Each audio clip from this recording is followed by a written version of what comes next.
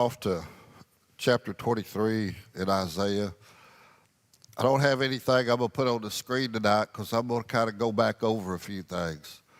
We go from week to week, and we have talked about at least a dozen countries that God is going to put judgment on. And I want to kind of back up and go through those and kind of what the problem was with each city, just to kind of get us caught back up to where we're kind of like on one page with all this stuff. And because we've been stretched out over almost 2 months going through these things. So before we go into 23, because Isaiah 23 is the 11th and the last burden, the last judgment that God's putting on these nations. We've all heard the judgments in these nations, and it's all these nations that are just around Israel because of the way they treated Israel. They lived around Israel, and it seems like each one of these cities have set up some principle or set up a philosophy or some kind of system that was against Israel. And so God's going to judge them because Israel, of course, is God's chosen people. So we're just going to kind of look and kind of go over and maybe talk about these cities a little bit so that maybe some of this prophecy and judgment stuff might make a little better sense to us about some of this stuff, okay? Because sometimes the language that Isaiah used, it's very confusing, especially when you have a little small, finite mind like I have, okay? So let's talk about Babylon first. Babylon, the big problems with Babylon is it was big on false religions, okay? They served all kinds of stuff. They were big into idolatry. And so they had stuff against Israel because they were into idolatry. And idolatry is a deal that sets up for if there's idolatry going on, then there's covetousness also. The overwhelming desire to have more. Man, you see it and you want it, That's just like when somebody makes themselves sick because their neighbor got a new car and they want a new car so bad they've made themselves sick. Well, it's covetousness that made them sick, okay? It's the same way with anything. I don't care if your friend got a new ink pen and you're freaking out over that ink pen. Well, that ain't right. And that's exactly where Babylon was and all of this stuff, They wanted for themselves accumulation of the world's material things, and they weren't worried about Israel at all, okay? And God didn't like that. Matter of fact, they chose things of the world over the things that they should have been doing with Israel. And so that's where Babylon got in all its trouble, okay? That's why its name has come up many times in this study. And then Palestine. Palestine had true religion at one time, but their religion had become apostate. Now, I'm going to tell you all the truth. I have to look that word up every now and then because I can't remember what it means. So here you go. I'm going to give you the redneck version of what it means. They've just renounced or they've gone away from their religion to something else. They've wandered off the map, basically is what it is. They're believing anything and everything. So, and that's a bad thing. But the bad thing is that today we see the same thing in some churches, They're getting off track about stuff. There's a lot of churches that are out there today, and I tell everybody, look, you can watch who you want to on TV, but you better listen to what they're saying and what they're telling you, okay? Because there's a lot of them that'll ring you along. There's a guy that serves a huge, big mega church down in Houston, Texas. And if you believe that guy, you're in deep trouble. You hear me? Okay? Now, you may be a fan of his, but I'm not. So, there's a bunch of them out there that I'm not fans of. And some of them are well known. Some of them are authors and publishing books all over the place and everything. But here's the deal. If a guy preaches to you 45 minutes, and in the last 5 minutes, he goes away from the Bible, he's wrong. You need to find somebody else to listen to and somebody else's book to read. And that's what's going on with Palestine, okay? They were making things of God like a lot of churches do today. They were not just going through deals. Like we do the Lord's Supper and we do baptisms. Those are the two deals that God asks us to do in His church, okay? And we do them, and I hope that we do them to praise Him, and I hope we do them in an humble way, but there's a lot of places that are making this stuff all ritualistic. It's like saying the Apostles' Creed. Some of them like say the Apostles' Creed. If you don't say the Apostles' Creed, whoa, you've committed a great big sin if you don't say it every time, that if you don't say it every time that you're at the church and okay? And then, like saying the Lord's Prayer and making the Lord's Prayer a deal the same way, or any of that stuff. Even the way that you take communion, some of this stuff, it looks like the religion that you want to have, and it looks like the Bible kind of from the outside, but they deny what it's supposed to be for doing it their own way, for doing it the way that they want to do it, okay? So, they've moved away from what was, and that's the big thing about Palestine that God had against them. And then Moab, we've talked about Moab in this last several weeks, and Moab was a city that had a really good formal religion. They had a great form of godliness, but they denied the power within. In other words, they were just going through the motions. Many today can be described in some of these things. Like they were given over to material things, so they had become, in a lot of ways, very covetous about things and had become worldly about a lot of things. They knew and had taught the Bible truths and Bible teachings, but have turned away from them to compromise about things, okay? Letting stuff happen in the church that wasn't supposed to happen in the church. And, and then they take the church into following, like we said before about the ritualistic, they were following forms of things and ceremonies and things and rituals, and even though, because I've actually went to church with some people before and they had some of these real ritualistic ceremonies about some, hey man, they were beautiful. I ain't gonna lie to you, they were beautiful, but I didn't find Jesus nowhere in them, I felt the pomp and the circumstance of people in them things. So, and when you get to doing something like that, your church may be having church and you may be gathering people, but the church is dead as a dodo bird when you start doing things like that. And so there's kind of where Moab came in. That's one of the main reasons. Now, there was some kings and some different things that were done, but I think these are some kind of the main issues that God was having with a lot of these countries around Israel, okay? And Damascus, we talked about Damascus, and Damascus is a city that really, what they had going on represents nothing but compromise, and this is the same thing that's going on in far too many places and too many churches today. They compromise. They let this in. They let that in. They allow this and they allow that. Y'all hear about these things, and y'all see these things.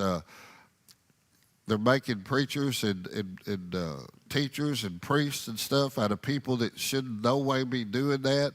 They're welcoming things in their church that are totally against God, even in Scripture.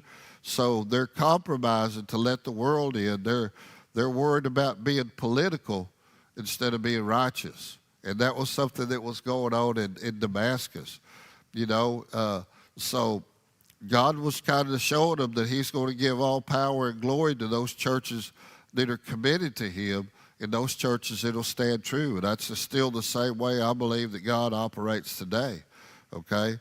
That's the reason He's blessing some things. The fifth city would be Ethiopia. Now, Ethiopia was a city of missions, and it's something that we're needing and we're supposed to do, to get out the Word of God. But they were doing it, kind of in a wrong way. I think that they had kind of gone into a more personal way than a way to support Christ and to bring people to Christ. So the Lord, he wasn't happy with them for that either. And you'll see that there's a lot of this stuff in here. It's because people turned away from God and just turned to people. They were doing what they wanted to do and not really interested in doing what God wanted them to do. And we still have a big mix of that in churches today. You know, even churches that appear to be right, because you've got a certain, I've been in trouble before. You got a certain amount of people, you know, that they're going to do what they want to do, regardless of what God's called them to do. And so he may not be mad at the whole church, but there's a reason why there's a lot of people in the churches all over that got a lot of extra drama in their life, okay? And I'm going to tell you, I believe right now, if you got drama in your life, that's God knocking on your door. He got something for you. So if you got that, I'm not saying you're off track, but you may be off base a little bit. And so we need to listen. I talked to a young man about that last night at a meeting I was at. Egypt represents the world. Israel was told to stay out of Egypt. One of the reasons they were told to stay out of Egypt, leaving the road, is that's one of the first places where Abraham got into a bunch of big trouble. And so, you know, we're admonished, you know, we're led to not love the world. And there are many people that have trouble with that. You know, there's a lot of people in this world that think, say, they like the old Coca-Cola deal. We're going to buy the world a Coke, everybody's going to get along, you know. Like everybody's going to get along. And that's like people ask, I hear people ask all the time, well, why can't all these churches in this city all get together at one time and have this big meeting? I'm just going to tell you, that's not going to work. There's no way you can fold 7 or 8 different denominations in and have a service that glorifies God, because there's going to be some of the churches in that group that are going to be glorifying their church, or they're going to be glorifying man, and it's just not going to work. So I'm all good for loving everybody, you know, but there's a certain place in that where you've got to draw a line, you know. There's a no compromise factor in serving the Lord. When you get to a certain place, you know, you just kind of got to draw the line. I remember the first time I ever did that was right after I got saved, you know, because I was running with a really, really, really rough crowd when I got saved. And I told everybody that I had got saved and that I was going to serve Jesus. And some of my people were a little accepted about it. Some of them didn't want nothing to do with it. So I had to cut them off, you know. And that's just, I mean, that's the way it is. You got to serve the Lord. And there's a lot of folks that have trouble with that, because when they see God, they picture God over in that rocking chair, spitting and whittling, you know, and just rocking in that chair, patting people on the head, saying, oh, baby, it's going to be okay. It's going to be okay. I have read a lot of stuff about God, and I have read nowhere where he tells people everything's going to be okay. The only time he tells you if everything's going to be okay is if you do everything he asked you to do, you know. Otherwise than that, going to be some chastisement in that for us, okay? So he wasn't happy with Egypt. Persia. Now Persia was a pretty rich place at one time. And Persia kind of represents the luxurious life, you know. And today there's a lot of folks, you know, maybe too many, I don't know, that have a whole great love of luxury and affluence and stuff. And they're going to choose that luxury and that affluence over everything, you know. And this is what Persia was doing. And, you know, it's easy to do. Hey, I'm going to tell you, I like some nice stuff. I'm going to just be straight with you. I can't afford much of it, but I really like it, you know. And if I could afford it, I'd probably be in a lot more trouble than I'm in. And that just goes to show you it's easy to go astray. You know, it's easy to go astray. You watch it, you see it all the time. Have you ever looked at the statistics of people that win the lottery? Y'all ever watch those statistics? Did you know that even if you win, except for some of the big mega $1 million winners, you know, because they can't hardly spend all their money if they just stood out on the street and gave it away. But the standard, you went up to, I'm going to say you went up to $5, $6, $7 million. The projection is that unless you put it with some kind of professional investment people and listen to what they tell you, that you'll be broker than you were when you got the lotto in 5 years or less, you know, because people just go crazy with this luxury thing. And that's what was going on here with these people. You know, they were just all off into it to where that was their God. That was their idol. So God wasn't happy with them the way that they did Israel. And then we talked about Edom the other night. I remember talking about Edom. And Edom is just a bad place, y'all. It's the flesh in us, you know. And that's the same thing that we have in a lot of places today is people serving their flesh. That's where a lot of this stuff that comes from that is so bad in this world. That's where all pornography comes from. That's where incest and rape and child abuse and all of this sexual stuff that's going on. That's where it comes from. That's all in serving the flesh. Now, there's lesser forms of it, you know, just people, you know, that just, I want what I want. Nobody's going to change my mind and all of that stuff, you know. And there's a lot of that that's goes into, you know, the covetousness and all of that stuff too. So there was a lot going on with Edom, and God wasn't happy with them. And there was a lot of that people in Edom. He just didn't want around nowhere because of the way they lived and the way they acted. Okay, and then we have Arabia. We talked about Arabia, and Arabia evidently was a bad country because their biggest thing is that they are known more about than anything is war. Okay. They just wanted to fight about whatever, you know.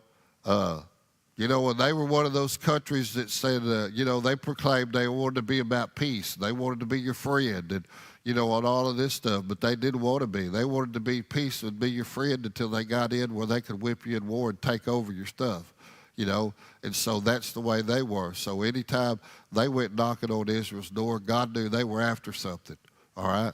So that's where Arabia was. And then we read in a couple of that deals, we talked about the Valley of Vision. The Valley of Vision, well, that's Jerusalem, okay? It's supposed to be a holy city, but it represents not a religion, but Jerusalem at that time was more political, okay? And you know, if they were doing political, then they were just trying to make everybody happy in whatever they had to do, you know? Trying to get the vote. I'll tell you what I need to tell you so I can get the vote. I'll do what I got to do to you to get the vote. I'll shake hands with you right now and you turn your back, I'll stab you with a dagger. You know, that's the way the politics were running in Jerusalem at the time, you know. And there's a lot of folks, even still today, that I think they're over kind of on the left-hand side of the scale, but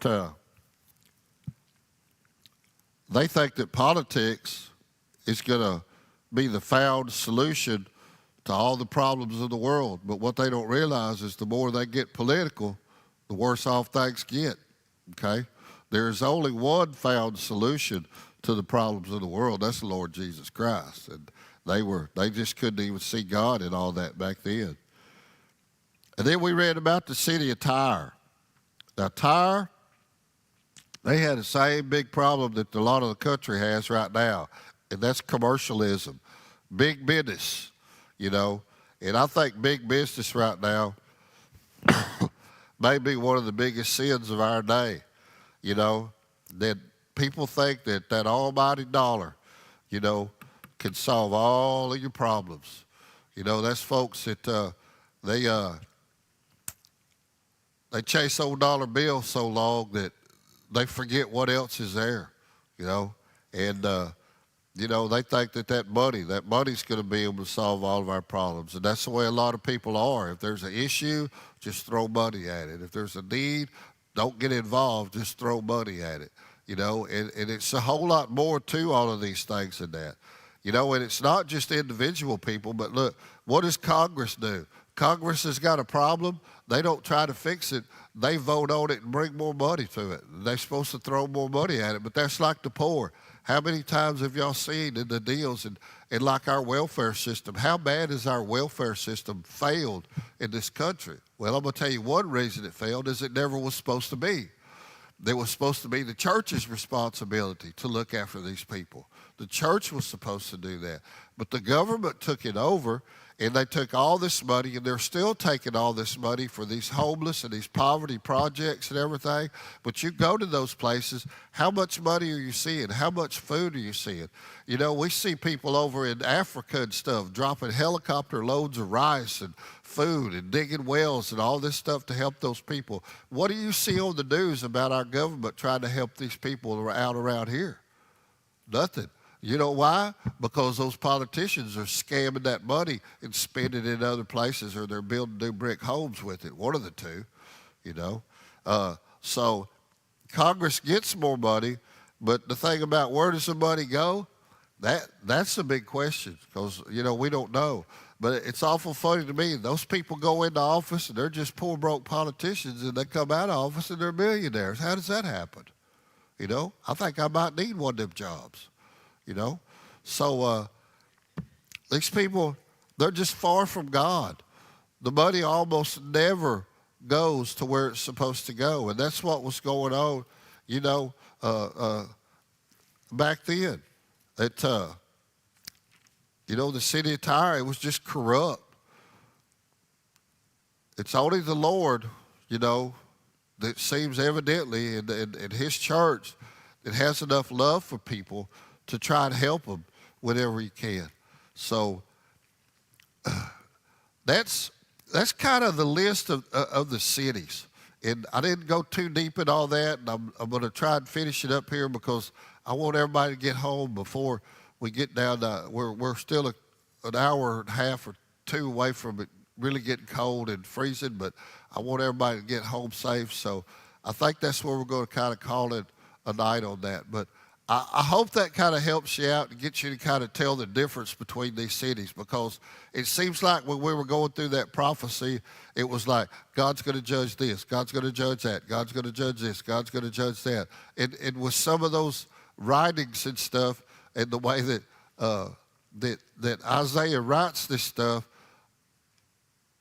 I could get confused pretty easy. So I just want to kind of line that out so you know that there is a distinction in these cities, and that, you know, there was a specific reason that God was, you know, upset with them. He didn't just walk through there swinging a big sword, cutting whoever He could cut. You know, the people He cut, there was a reason for it, okay? So I hope maybe y'all got a little bit out of that tonight. I know it helped me understand some stuff a little bit plainer. So, all right, you folks online, we appreciate y'all being here. It was nice here in the church, pretty warm here in the church. Y'all should have come and been a part of us. Y'all missed a great spaghetti dinner tonight, you know, by our kitchen folks. And so, you know, look, if we can help you out or do anything for you, y'all be sure and give us a call, get a hold of us. Come on down on Wednesday nights. Come on down on Sunday mornings. Have church and visit.